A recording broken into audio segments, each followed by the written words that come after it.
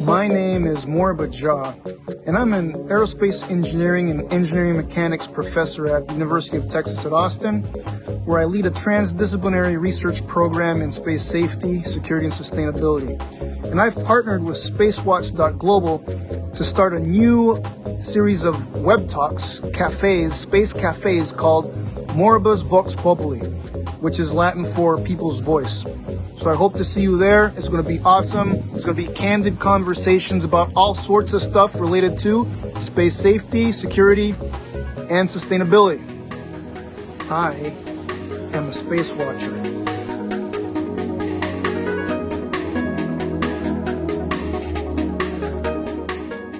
It's Thursday afternoon in Switzerland. It's Space Cafe Moriba's VOX Populi time. Our next edition will begin very soon. As always, we really appreciate your participation and ongoing feedback, and we will continuously learn and improve based on the feedback you give. My name is Chiara Monter. I'm the event coordinator at SpaceWatch.Global and host of the amazing Space Cafe Benelux, together with my co-host Banu Barzingi, that you should not miss tomorrow at the same time. So SpaceWatch is a Switzerland-based online platform for information in and about space and new space activities in a geopolitical context. I know that many of you are probably already familiar with our website, our bi-weekly and daily newsletters, and the Space Cafe podcasts. Actually, our latest podcast with Brother Guy, the Pope's astronomer, is just phenomenal, so check that out. We also opened our fan shop online, where you can support us actively and become a space watcher. Edition 1 has awesome merchandising products for you, your friends, and the ones you love. And we need your support in order to keep our work alive for you. So if you've missed any of our previous web talks, we have an archive available on our webpage in the event section and on YouTube. And now, ladies and gentlemen, it is my pleasure to hand over to your host for today, Professor Moriba Jah. Over to you. Thank you, everybody who has decided to show up to our 5th session of Space Cafe Moriba's VOX Populi. We have a very interesting topic to discuss today. And first, I'm going to start off by introducing our guests. We have Cady Coleman, who's a retired NASA astronaut. We have Deborah Sass, sassy girl, as we love to call her, founding partner of Space Hero. We have Sarah Jane Pell, research associate professor at Monash University in Australia down under, and it's I'm sure it's around midnight around her neck of the woods, as they say. So we appreciate her doing this in the middle of the night. And yeah, Erin Reilly, who's a professor at the University of Texas at Austin, a colleague of mine, and she's the executive producer of this cool thing called Eyes on the Sky, which I'm sure is going to come into the mix. So all right, so here we go, right? One of the interesting things that I've started seeing more and more is this whole thing about people going up into space. We hear about democratizing space. What does that even really mean when we use those words? Does that mean the same thing to everybody? We talk about, humanity being this multi-planet species, as Elon and other people are talking about. We also see that there's a lot more activity with non-government people going into space, right? We have a mission coming up soon. A colleague of mine, Cyan Proctor, is one of the people that's going to be going up pretty soon, which I think it's really awesome that she's getting this opportunity. Fully support her. Fully support, everybody trying to get into space. Interestingly enough, it's not my thing. Like, if people had to say, hey, listen, man, would you like to spend a week on the space station or a week on the shores of Lake Como? I'm choosing Lake Como 6 ways till Sunday. I'm comfortable. I will do whatever I can from an astrodynamics perspective to help you get into orbit and stay in that nice free fall environment. And I'll be by Lake Como sipping my nice Prosecco and wishing you the best of luck in that, and feeling like you're falling forever. So we're going to talk about I came on the show just to counsel you about this. Okay. Okay, good. I love that. So I'm going to appreciate you. Listen, I'm receptive, Cady. I'm going to listen to you. Maybe by the end of this, I'll be convinced that maybe Lake Como isn't as awesome. So I think this is awesome. Thank you. And both. You can have both. Okay, so I'll try to have both. How about that? I'll try to have both. And so, when we talk about people going into space, is that really for everybody? We're going to hear from Debs about Space Hero and what that's all about, right? Trying to give anybody from planet Earth an opportunity, but how likely is that for anybody? Look, I hear about these suborbital flights and about how we're going to go from New York to Beijing in a matter of minutes. Look, I've been a frequent flyer. I really don't like turbulence so much. Are we going to have sick bags on these rockets? Will my grandmother just be able to wake up and just go to the candle, light it up and go? I don't know, right? So it's what is the gap? What's the real gap? If money and resources weren't an issue, what's the gap for humanity to actually participate in the space domain as a normal activity, right? We're going to hear from Sarah Jane, who's done quite a bit with analog astronaut work, being in isolation, back to Cyan Proctor. I've seen some of her training, and I'm telling myself, look, if somebody from humanity wants to go up and they have to somehow take 3 months or more out of their lives to prepare, that's not quite the waking up out of bed experience and going into space. Will it ever be that? I don't know. So these are the things that I'd like to kind of put out there and that maybe we can discuss. And can we learn more about ourselves as humans by engaging in space? And there's a story to tell there, and Erin is going to talk to us a little bit about that. So with that said, I'm going to just start off with one of our panelists who has been in Earth orbit in that free fall environment. Cady, so tell us how, clearly you did that as a US government employee, but how rigorous, and I don't want you to clearly downplay anything, right? But it's how involved do you think the training needs to be for somebody to go around the planet a few times? There's a lot of conditions to that. Are they going to be alone? Are they going to be with anybody experienced? But everybody has to understand basic safety kinds of things about what to do, but also, be able to do them.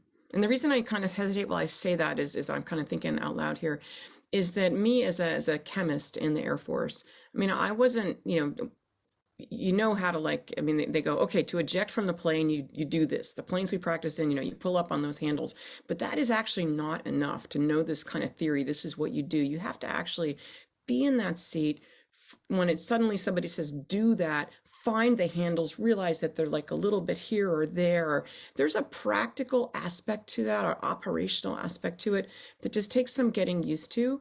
But I think that people can be shown and taught and all those kinds of things. And at the same time, one of the goals here is not just to go and come back and have it be a blur where you didn't get to be present as a human.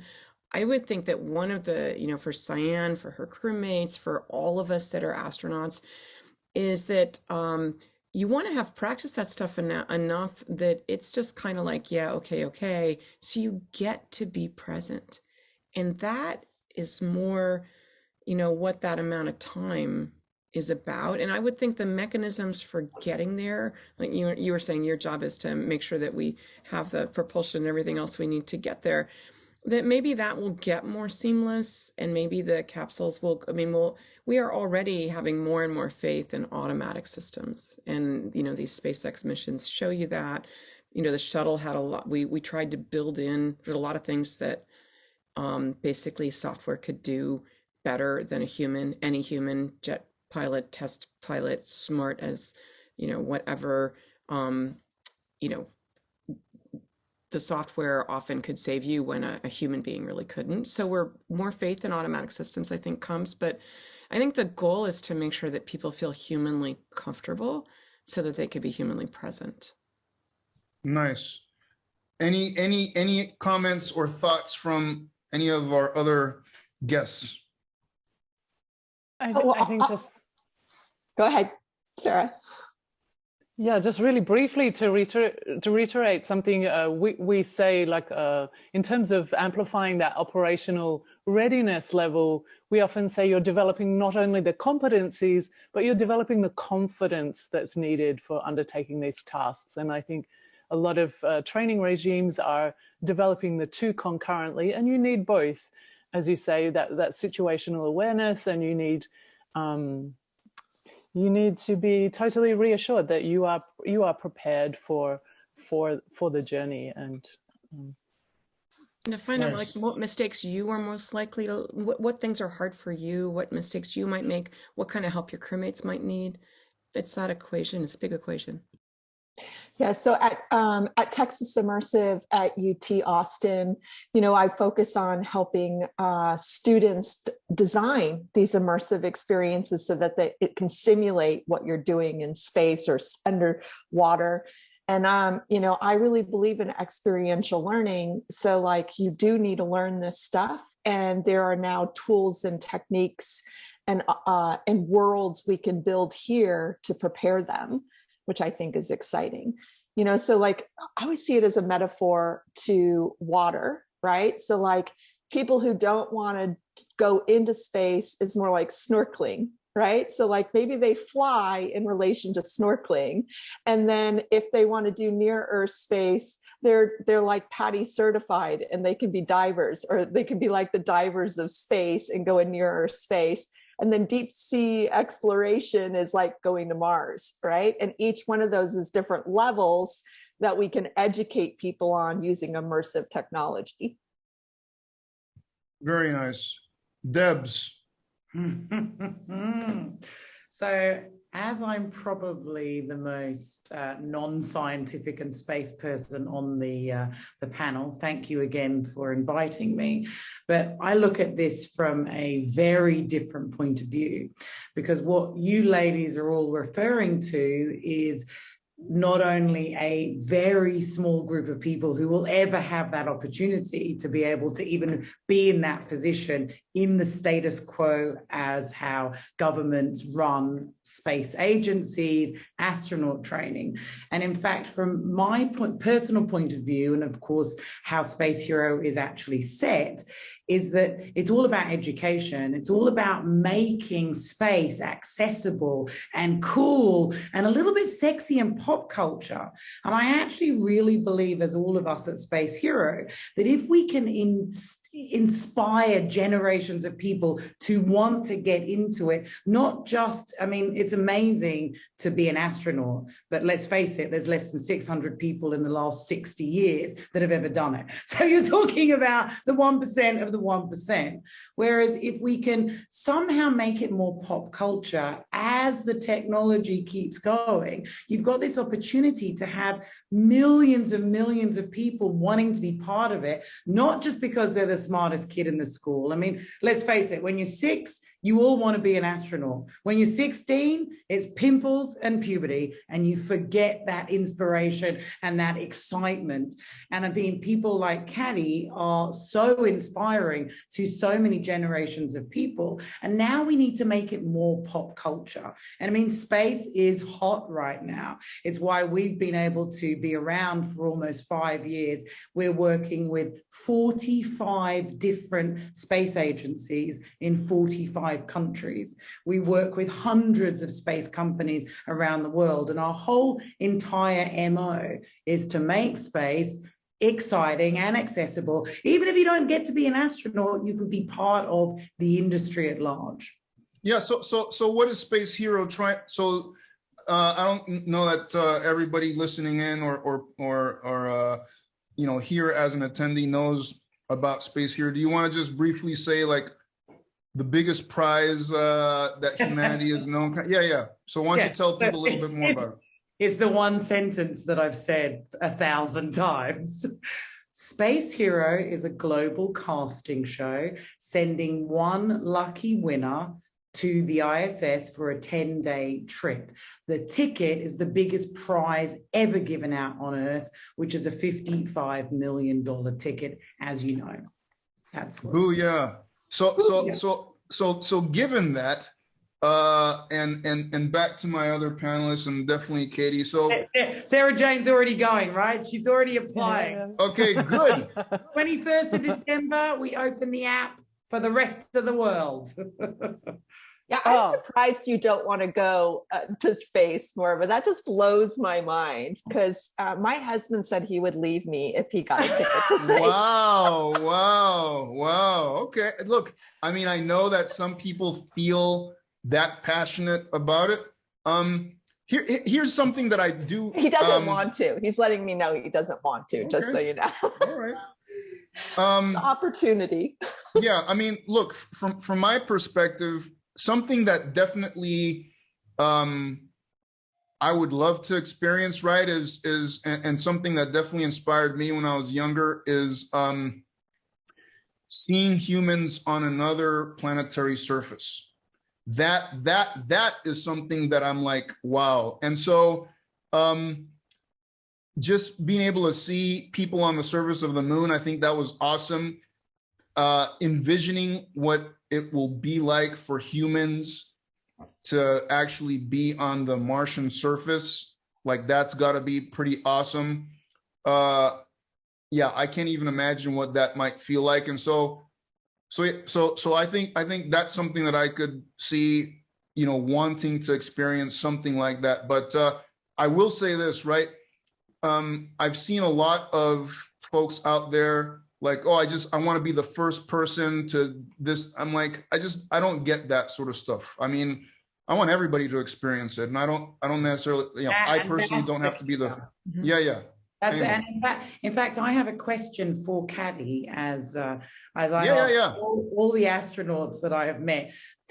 And it's a little funnier. 5 years ago, I didn't actually know what the ISS was. And now I speak to astronauts and rocket scientists every day around the world. It's just amazing. They are the rock stars of the world, and you are as well. So what do you think about, Cady, sending the first normal person? As long as they're trained, again, resources are, we have a 3-month training schedule with NASA, and we've been dealing with NASA for 3 years now. We're pretty we're pretty far down the right paths.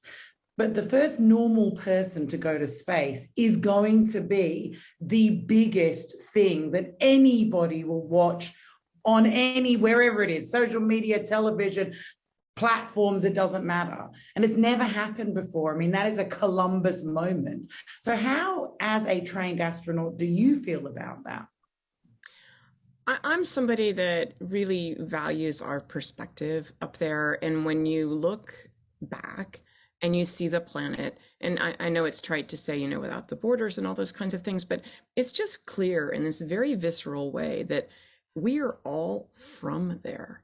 And to actually, it almost feels like a non sequitur to think that it is so important about what place on that place, because we're all from there. And that means that space really belongs to all of us. I mean, for me, I felt like, I thought when I went to space, I'd be going from Earth and I'd go to space. It was like going to a place. But when you get there, you realize that it's actually just an expansion of where we already, what belongs to all of us. And so I think everyone belongs. Certainly, everybody has different perspectives. And something that we have done, I would say, quite poorly to date is to include enough perspectives. Even to think about what word we use to talk about having the first people live on Mars. Do we use colonize? Do we use, I prefer settlement myself, right? Booyah. But there's a big piece there about feeling like maybe I could go there. Like I think, all of you have mentioned things about that space is so compelling. There's this thing about it. It's just inside us, and not that everyone wants to go, but the fact that you can look and you can wonder. We had the eclipse this morning. There's just something very human about that. And as you said, not everyone, we're not going to have everybody. I mean, it's just not practical for, at least in our foreseeable future, to have everyone go. But to have more and more people go is so inspiring. And I'd like to take you back to the Mercury 7, to the time when the first astronauts were going. And that is a time, and all of you, I think, are younger than me on this panel. I don't really mind. It's okay with me. But when I was growing up, I didn't see any women astronauts. It never occurred to me. And I had a dad who was an explorer, actually an ocean explorer, Sarah Jane. So I'm interested to talk. But anyways, during that time, I mean, there were some women that went through the same medical tests. And I'm not out to make that case like, oh, I mean, they basically passed or did better on those medical tests. There was a group of women, there were 13 of them, the first lady astronaut trainees, or the flats, the Mercury 13, you could call them. And, whether NASA ever promised to bring them on or not, but if you read some of the historical accounts, it's pretty clear that it was actually just a practicality. It was like, hey, we've already set the standards. They have like all this flying experience. It would really count. And it's except that we already said test pilot school. We have people, we're on the road. We can't interrupt the flow. We're in a race. And so it's actually practicalities that led to not having these women be part of things. But can you imagine just looking around at us on the panel, what would our lives have been like if it had been men and women that went to the moon in 1969? That were flying in capsules in the early 60s. Our lives would be completely different. And I even look at having a woman vice president. I mean, I've known that's going to happen. It's supposed to happen. Why hasn't it happened yet? I've been waiting for it. I was excited about it. But when it really actually happened and I saw a person get sworn in on Inauguration Day, I mean, I cried. I mean, it was really, because you see this person really doing that. And this is coming back to Deborah's point, that when people that you can relate to get to go, it changes something inside of you. And I am so excited that is happening. And it is happening in all these different respects with all the different space agencies. And the Inspiration 4 mission, I think, is an amazing and wonderful start. And so I'm a big fan. Yay! Yeah. My new space hero BFF. Right. Excellent. Thank you for that answer. Any thoughts from Erin and Sarah? Yes, I want to just go back briefly, and Deborah, you mentioned when we see a normal person go into space, and I think we need to not use that word. No. We can also talk about ordinary and extraordinary. We can look at the extraordinary people who have gone before, but also to start to reconceive of what this new frontier means when we are talking about diversity and inclusion.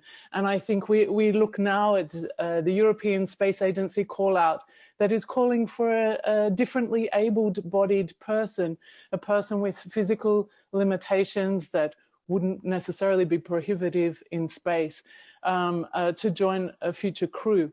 So that starts to unlock our thinking. We also see Cyan, she is a colleague of mine from other analog missions, are now training to pilot an all-civilian crew with SpaceX, but a vehicle that is mostly remotely operated from Earth, but nonetheless a really important milestone. We also see Virgin Galactic have just announced their first, civilian mission specialist, a researcher who's boarding to undertake research in flight in quite a short duration flight. But these are stepping stones with differently abled people that are bringing very different skill sets. So it is, like Cady said, we're looking for ways to relate to people. We're now seeing a lot of people who are lining up, who are influencers, who are communicators, who are bringing their skills for reaching the public as well. As much, I'm sure it's been a massive part of any astronaut corps' remit to be excellent communicators of their experience, to share that and to pass that on.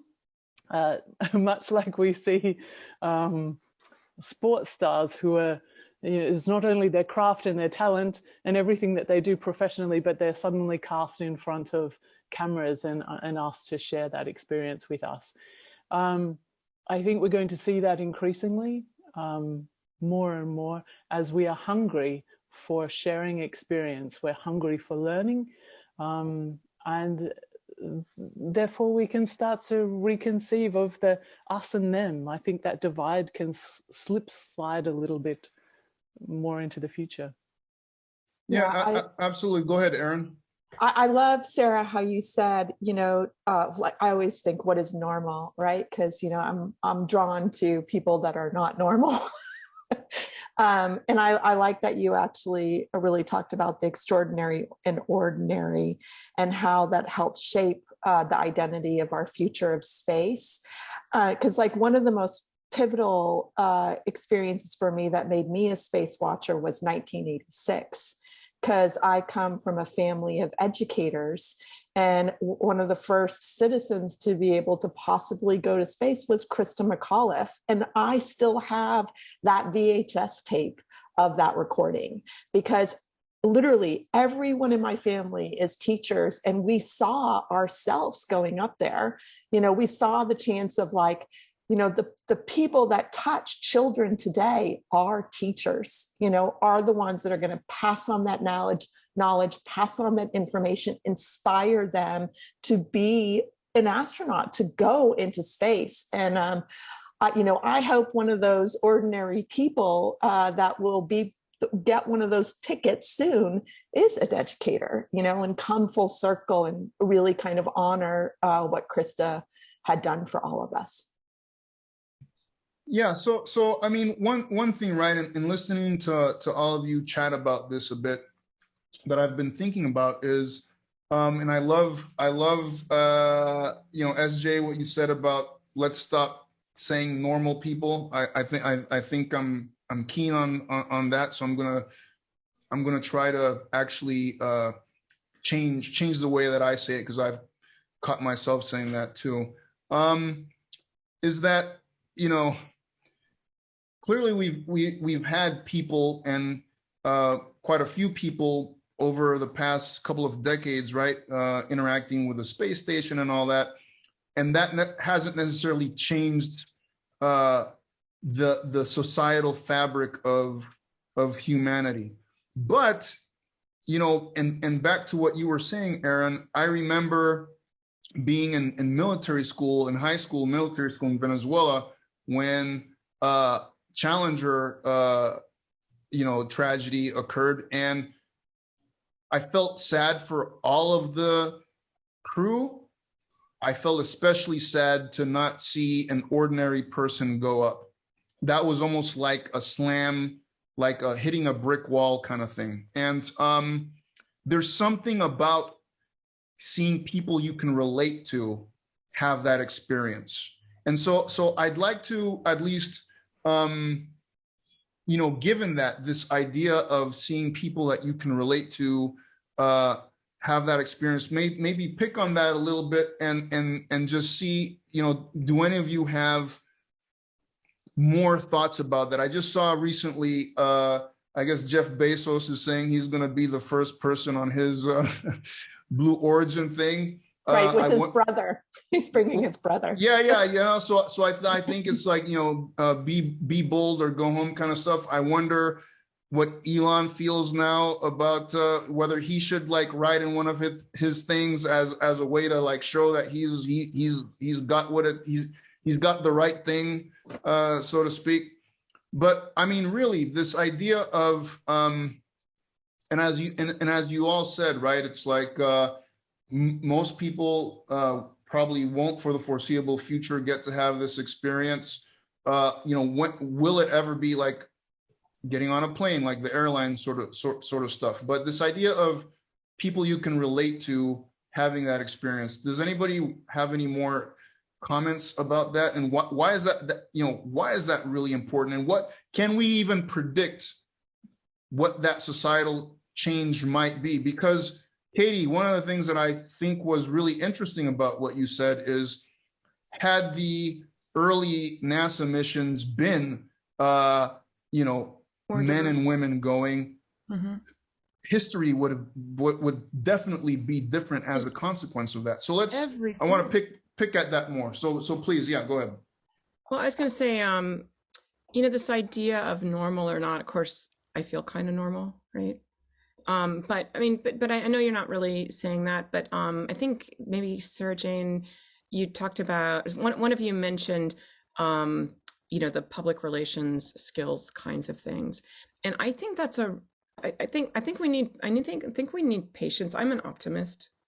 And if you look at the early times, there was coverage of the early astronauts. There was the Life magazine. They got Corvettes. I mean, by the time I got to NASA, we got two free pairs of sneakers, each of us. Okay, which is, I mean, I was grateful. I was like, wow, free sneakers. This is really great.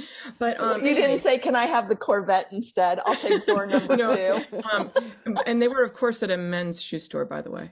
Okay, oh, wow. But which was not incredibly useful to me, but that in those times, being part of public relations, I mean, they were busy building these things. I mean, going back to what Moriba says, I mean, there's still so much technology to be assembling, but there is this kind of mentality from before where, the mission is to get this stuff done, designed, be safe, and I would say certainly a tone in the office, we call it the office, I mean, the group of astronauts, that your job is to make sure this job gets done, focus on the mission, and a little bit of an inability to actually conceive that a person could focus on the mission, do the mission, and actually share at the same time. And so this is, I mean, so things have evolved, I mean, partly because we have more people and because there's more things that we have under our belt and we feel safer, and everyone has a little more margin to say, Chris Hadfield brought guitars up there, did his music, I did music. But I have to say that, from my own personal point of view, I had to make sure really, just because people would wonder, I had to make sure that every single thing that someone possibly could expect to be done that day was done before I made ever a photograph or a video that was outside the exact mission. And so it's new to share.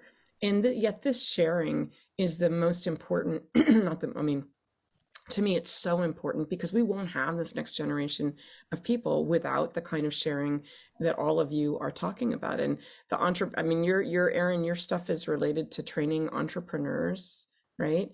And those Yes. kinds of real life exercises where you do something and it's sort of physically and mentally scary are getting them ready for the time when they have to decide right now as the team that they have and not really the one they would have exactly picked, what decision to make about this thing that happens right now, say yes or no.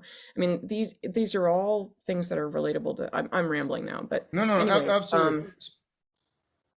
So here's one thing that, go ahead, Erin. I completely agree. And I think that we can prepare people.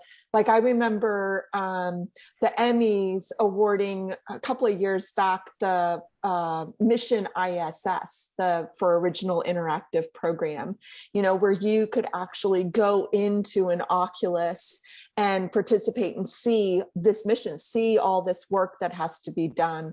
And I'm sure a lot of people aspire once they feel the presence of being on the ISS, even though they're not there, of one day actually physically being there, but maybe that's part of the storytelling we need to tell, is the importance of mission first, of actually getting your job done.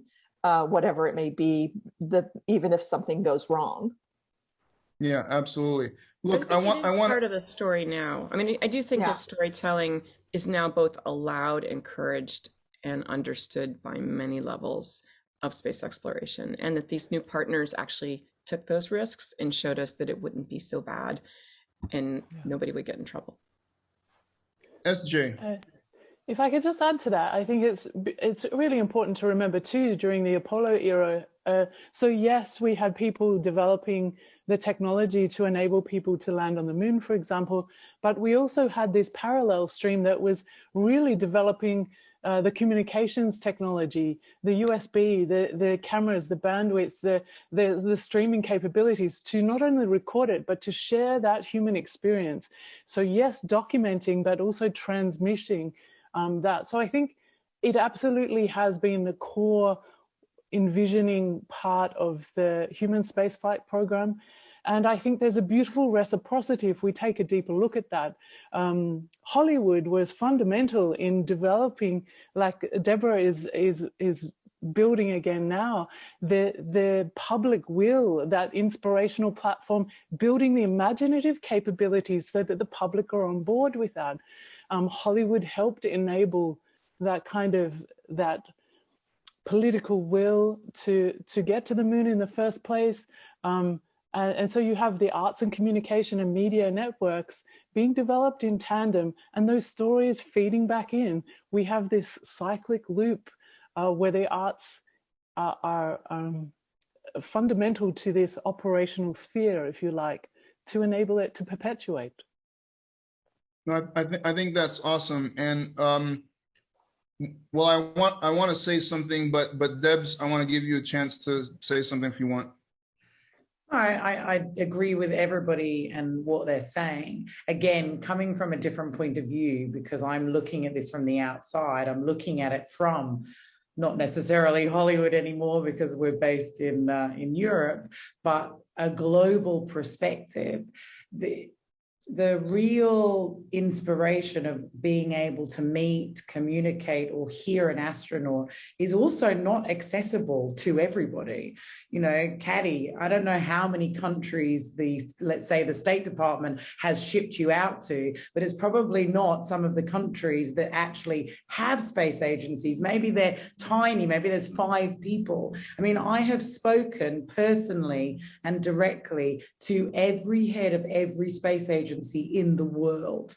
And I can tell you right now that they are like, oh my God, this is not an American project. It's not open to only Americans. Thank fuck for that. And thank you for inviting us to be part of it, because we're not actually sure what the hell goes on out there, because we're like the poor cousins of the poor cousins. And I'm talking like Nigeria has almost 300 million people. Brazil has almost 300 million people. Indonesia has 350 million people. And they are so far removed from what we know from a Western point of view. And Moriba, who I've had the pleasure of knowing for some time now, we have had many deep conversations and debates about it, because making space accessible is not making space accessible to the Western world.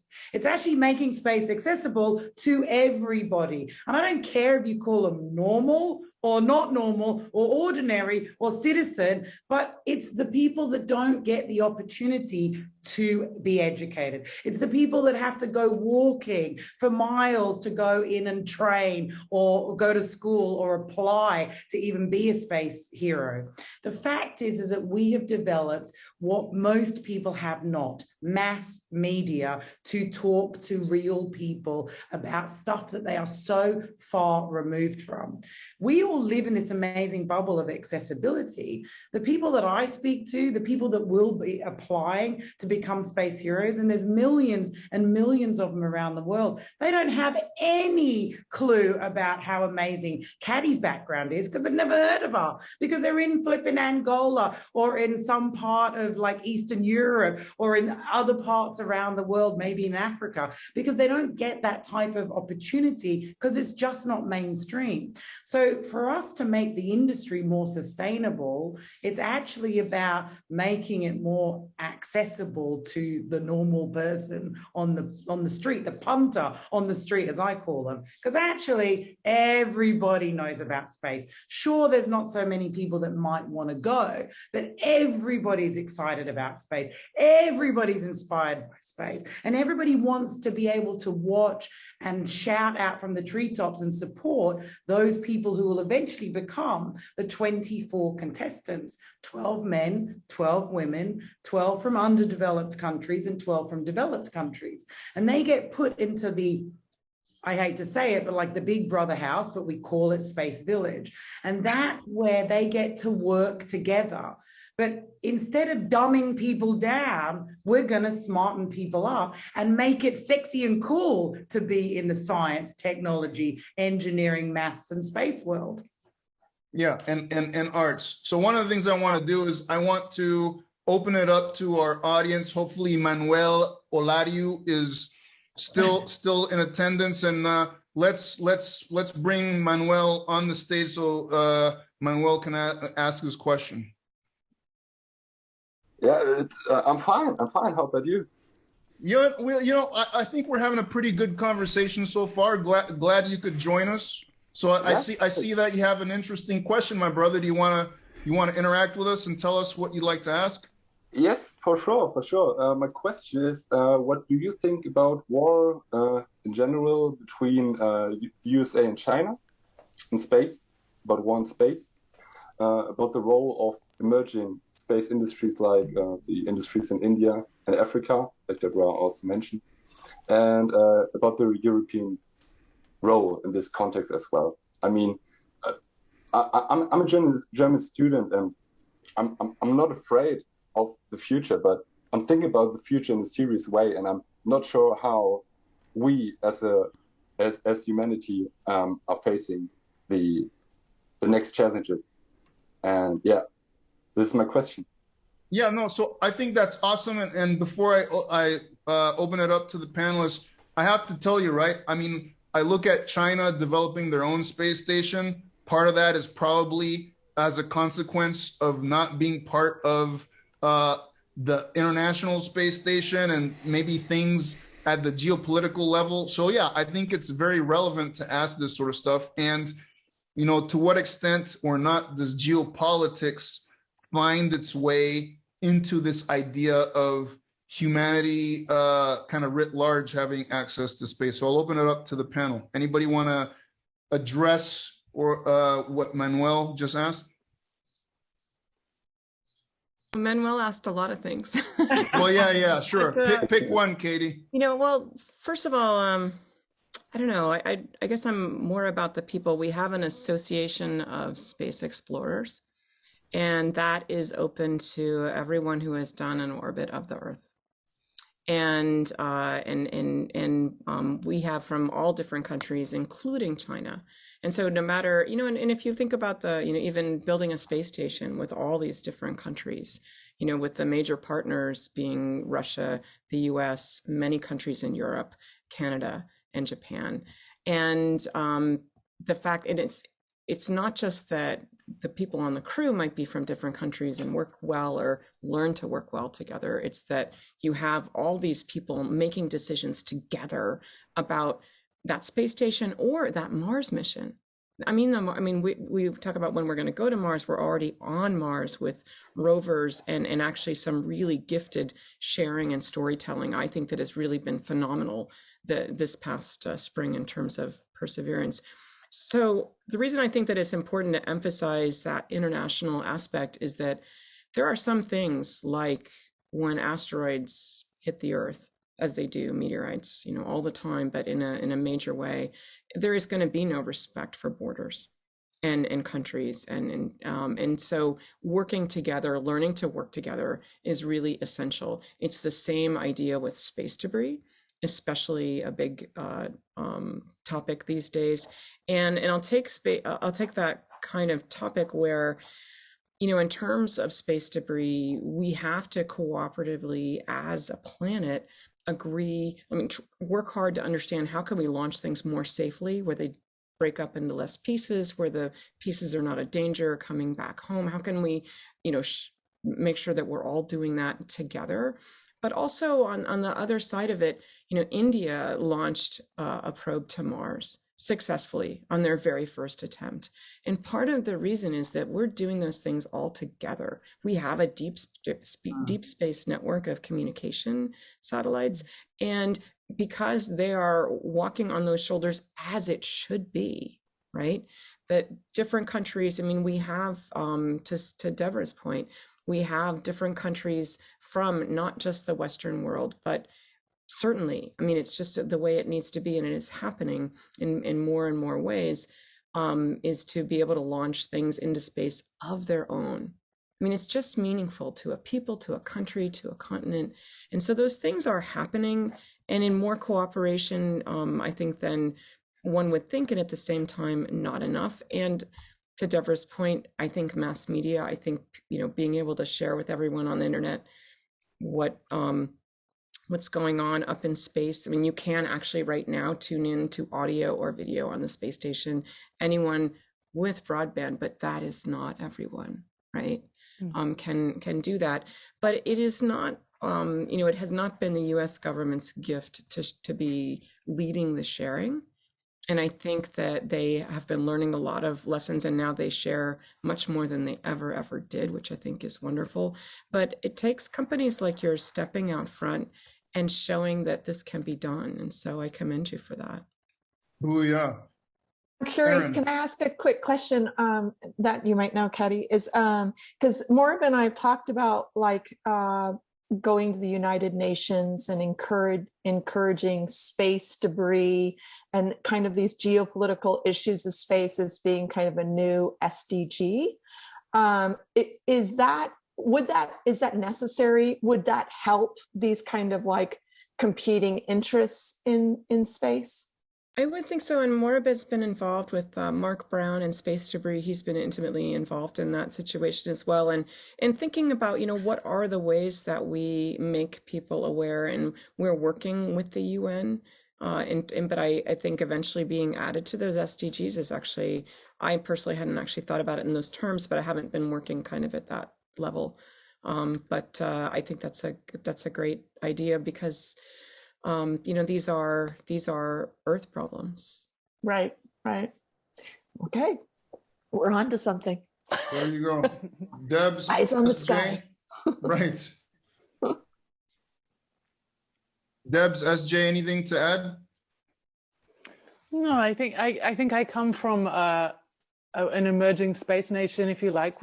Australia has been involved in space for a very long time, but we have a very new budding space agency, and we are, like many countries from the Asia Pacific region, we are looking at what our strengths are within this global cooperative space community, what kind of business partnerships we can engage in, what our priorities are, and what our strengths are, whether that's Earth sensing and telecommunications and other sort of the non-human space flight, but still sexy components of space that do impact the day-to-day lives of people in our communities, whether it's us learning how to better fight fires or manage crops and understand infrastructure and mining here in Australia in remote operations.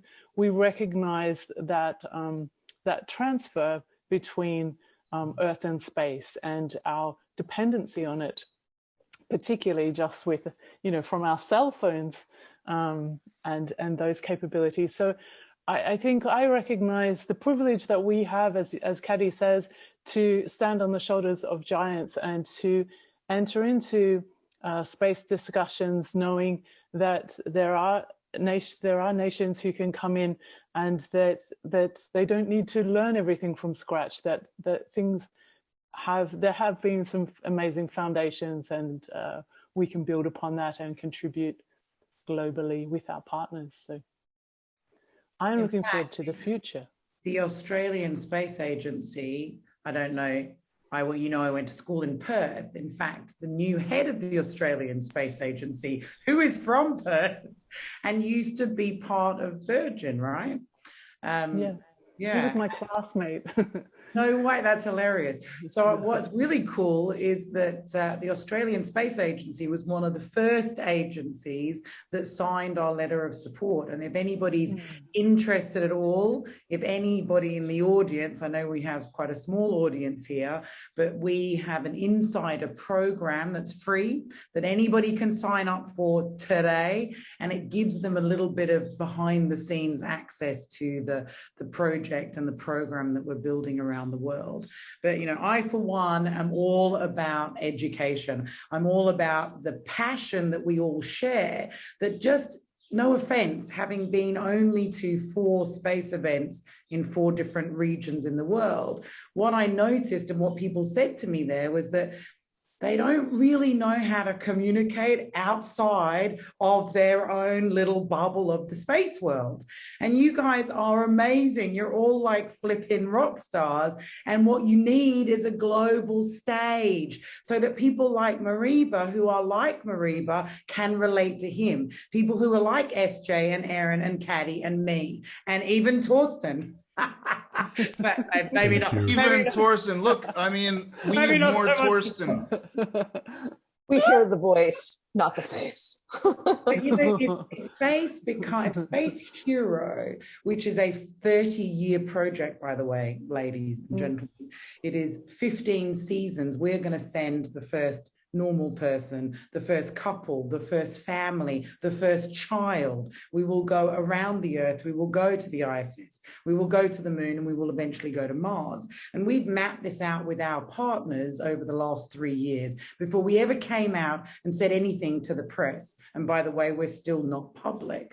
But if we can create that inspiration again, then every one of the people in the space industry and all the space agencies will benefit from that, because no longer will you have to justify the money you spend. You won't have to justify why cleaning up the space debris is actually super important, because people will get it, because it'll be more globally accessible and known. So you won't have to actually fight and get on with running the business and becoming astronauts and getting like new education programs. But I think that kind of pop culture bit is the bit that hasn't really been there. Movies are great. Movies are inspiration. But again, movies are not necessarily real life, right? Movies are lean back passive. We want to give them agency. Exactly. Good point, Erin. We want a lean forward experience. We don't want to sit back and be passive anymore.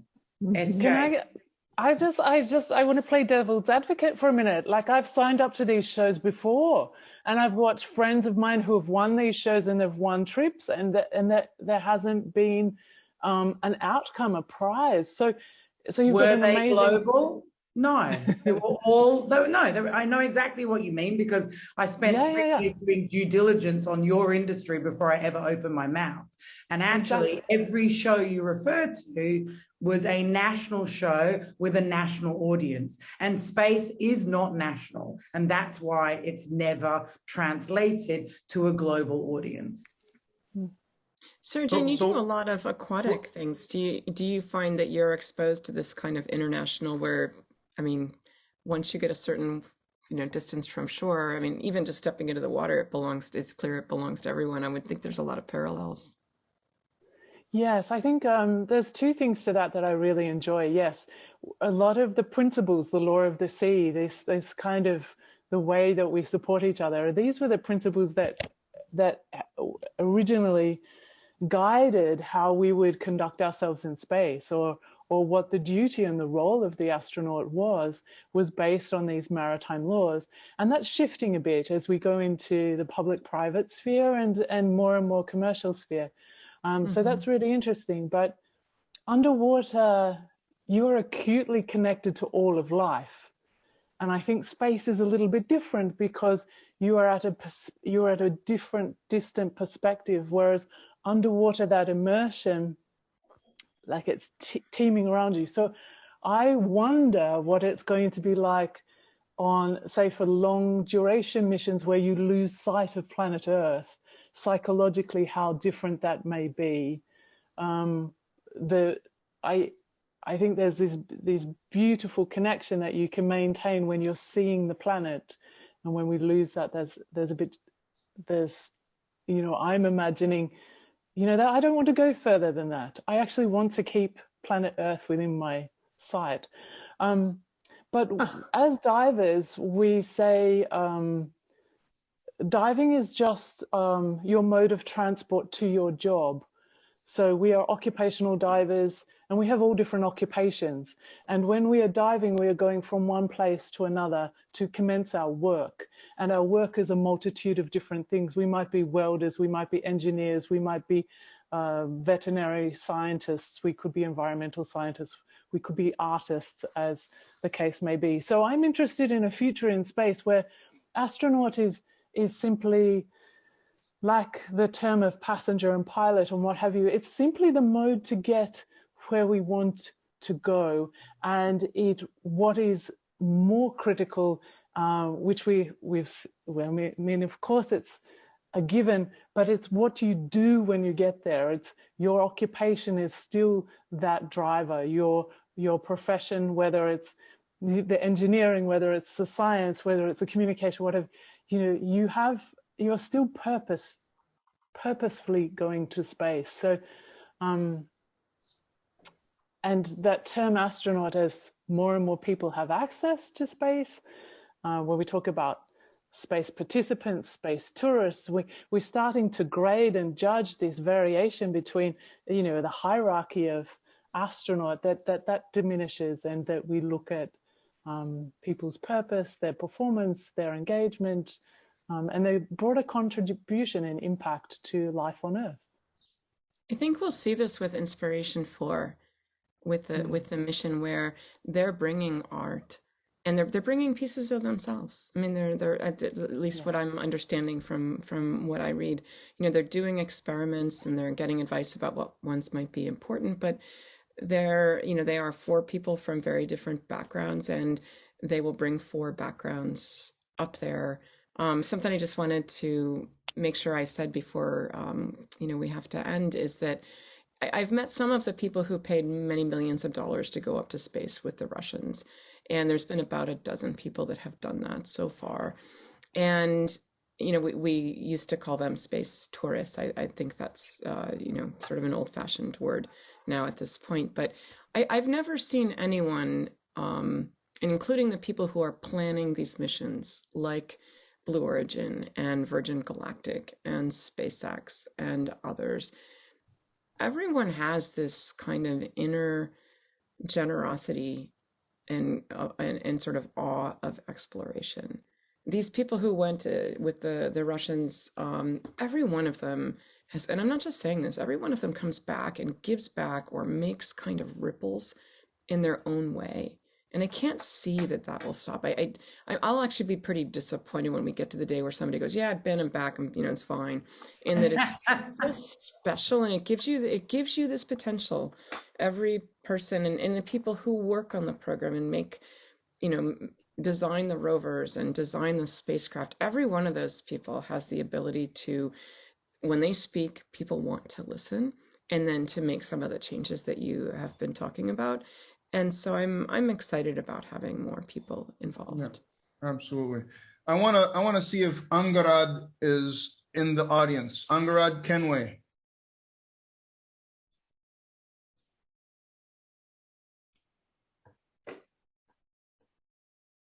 Yes, Angarad Kenway. Oh, there you go. Let's see if we can get.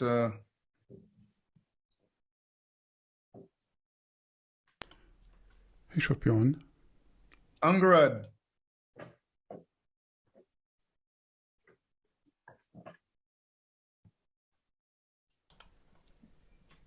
Angarad. Yeah, maybe fell asleep. Well, we'll see if Angarad finds their way to the mic. My mic is not working. Yeah. Hey, this. Go ahead. He could type. Yeah, he could type his question. Well, so it's in the Q&A. Basically, I wanted to let Angarad say it, but basically Angarad says, let's see, wherever humans go, we do environmental damage and leave our rubbish behind. The more people we send, the more damage and the more junk. Many environments on Earth are being damaged irreparably by large-scale and ever-increasing tourism. Mount Everest, as an example. Does humanity risk making the same mistakes over and over again if we allow anyone and everyone into space environments. Just sending a few people for exploration and science research can limit our environmental impact to those places and preserve them for future generations. Do we really want to turn the moon into Disneyland? Not, you know, sorry to be negative about humanity, but our track record is not great. I mean, here's the thing, right? Before you get into this, I'm already unhappy with what we've done to the lunar surface and the Martian surface. And some people, when they hear me say this, they're like, oh man, you know, you're being unreasonable. Really? You go to Mars and now we have a bunch of like burnt up back shells scattered across the surface and parachutes flapping in the Martian winds. Like, that can't be the way, and we're just going to call it a monument after the thing dies. Look, that can't be the way that we do exploration. We have to think differently. And if it costs more money and there's more resources to do things with minimal environmental impact, we should be forward leaning into those sorts of expenses to be able to do stuff that way. So that's my personal opinion. As you can tell, I'm not passionate about that whatsoever. So ladies, go ahead. Any thoughts about what Angarad asked? Well, I think that we're trying to address it with Eyes on the Sky, Moriba. As we build out Eyes on the Sky, which is supposed to be a docu-series mixed with an immersive traveling exhibit in our Sky Dome, we want to really put users at the center of addressing this. And, you know, I just love what, Sarah, you shared about kind of the comparison and relationships between our oceans and the space, because I remember meeting Moriba for the first time and he really made that connection and then introduced us as we did some pre-interviews with National Geographic explorers who actually were doing a lot of research on the debris in the Pacific garbage patch. And that inspired our story, our narrative, for people to get connected to, you know, really traveling and finding, you know, realizing what we're doing to Earth and that we could do the same thing to space. And so, you know, sustainability, we have a faculty member on our team, Dr. Lucy Atkinson, and she's an expert in sustainability and environmental issues.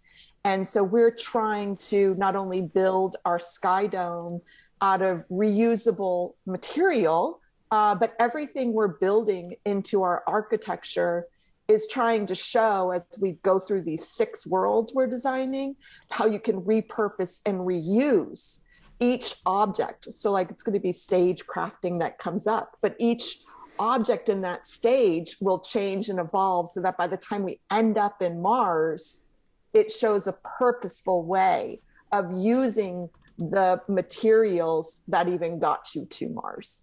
You know, so I think it's that cyclical approach of like rethinking what we teach kindergartners, reduce, reuse, recycle, in a new way that can be expanded all the way to our future generations. Anyone else? Well, so I think Erin's, oh, go ahead, Deborah. No, I wasn't going to say anything. Just say that, we talked about maybe sending only researchers. If we don't include sustainability people, lessons we've already learned here on Earth. I think, you know, Sarah Jane was mentioning, you know, Australia and traditions of, you know, understanding the Earth and the sort of relationship between the Earth, you know, what we do on Earth and what we do in space. When we go to build things, you know, on Mars, we should make sure, you know, that we're really using all the things that we've learned here on Earth. And that means, by definition, bringing a large variety of people. And Erin, I would think in some of the exercises that you do with people that sustainability is part of that. I know that I got to go to Antarctica, and there's a lot to learn about, you know, how they are managing. It wasn't managed well at first, but I think it's managed really quite well now in terms of you would actually, you would never dream of just throwing this pen in the trash. Outside your room in Antarctica, there are 13 different recycling things, and a ballpoint pen is actually one of the most hard things because it has all these different materials in it, and you have to separate them into all the different places. And so these are lessons being learned, and I hope we'll be bringing them up to space as well. Booyah. SJ, you wanted to say something? This is just a concluding remark that I heard about 3 weeks ago, and it was from the president of the International Transport Workers Federation. And we were talking about blue sky thinking and black sky thinking. And he was really challenging us to to understand and respect that we haven't solved the problems of Earth yet with our blue sky thinking, and that as we transition forward, we really take on this notion of black sky thinking to decolonize the way that we're thinking about space, to take on an indigenous understanding of, resource connection to the cosmos and to country. And his suggestion too was to, with every action, particularly in relation to human spaceflight, that we think through and don't just go because we can, but go because we have solutions, and that we're putting forward solutions. And I thought, that's a big challenge to all of us, particularly if we're in an exploration mindset. We're ready to experiment, we're ready to explore, which means taking big risks. So it's a challenge to find that balance and the courage, but also to take the insight and the culture with us. Very nice. Yes, Debs. I have an ending statement. I want to say hello to all of the insiders. Apparently there's quite a few of them on this panel. So Hello, insiders. We're very happy to have you. Well, good. And so here's the thing. I want Rob Watson. He had an insider question. So Rob Watson, can we bring him on the stage? He's an insider. Oh, and Matthew Cole there's too. Rob Watson. Rob, you have a question. Yeah. Can you hear me okay? Yeah. Great. Yeah. So as a Space Hero insider, I've been asked a couple of times, like, what are the goals, the competition goals, and what are the kind of the selection criteria, I guess, for picking those 24 people, 12 from different countries and different, men and women and stuff like that.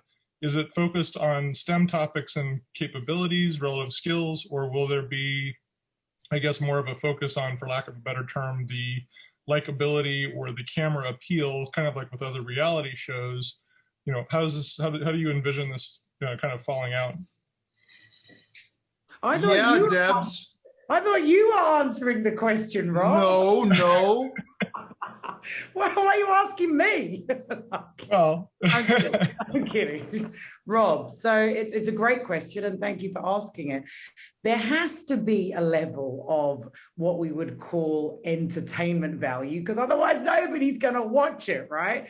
But absolutely, it's not based on, who looks the best, who's got the biggest boobs, who's got the biggest, loudest voice in the room. It's actually based on the stories. I always say when people ask me, if you remember, there was a chubby guy who worked as a car phone warehouse rep, and he wanted to be an opera singer, and he went on to one of those singing shows and he won.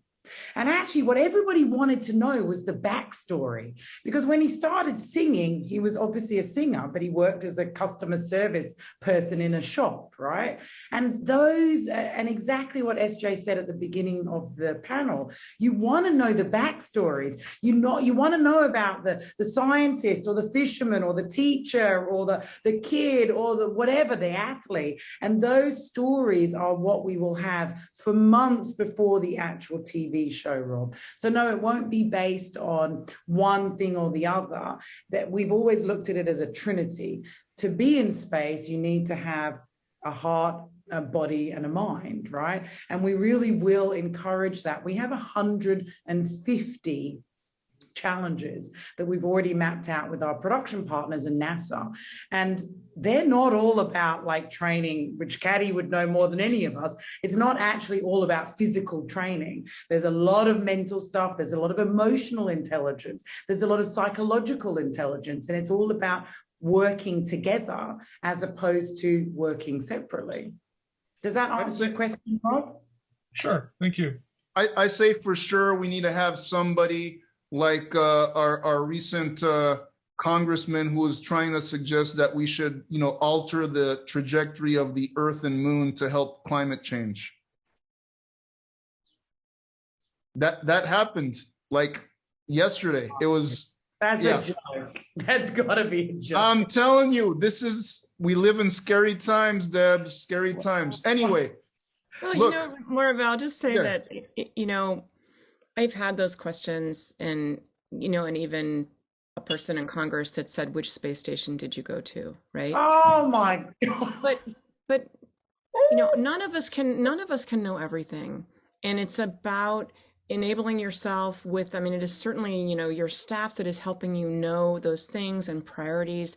And who feeds the staff? We do. On this screen, I think all of us are dedicated to, that kind of public sharing and raising the awareness of space.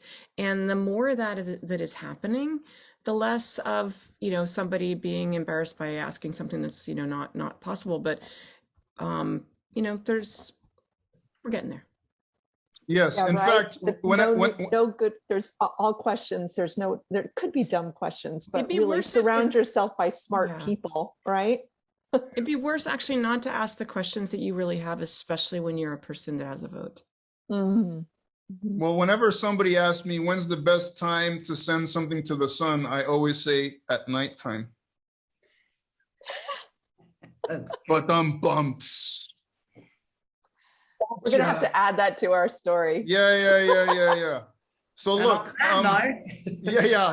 So look, I want to say, thank you to everybody that has attended. You've asked some great questions. We got some people on stage, as we like to do in Moriba's VOX Populi, the people's voice.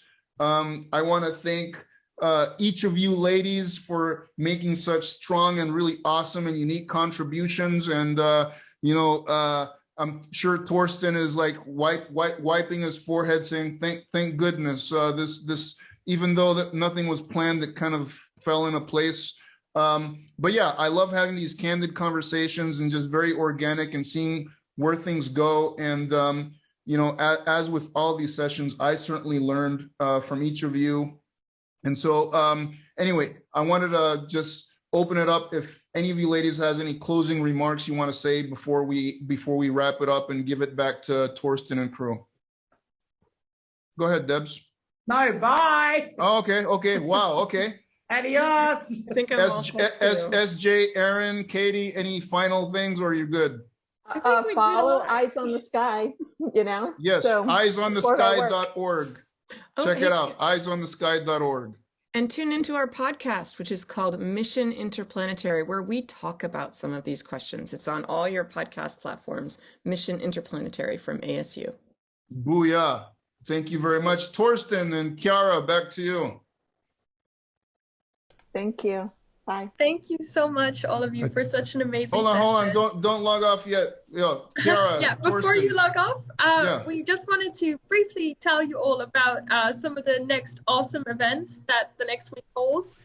So, first on the screen you see that the next VOX Populi will be on Thursday, the 12th of August, again at 4 p.m. CEST.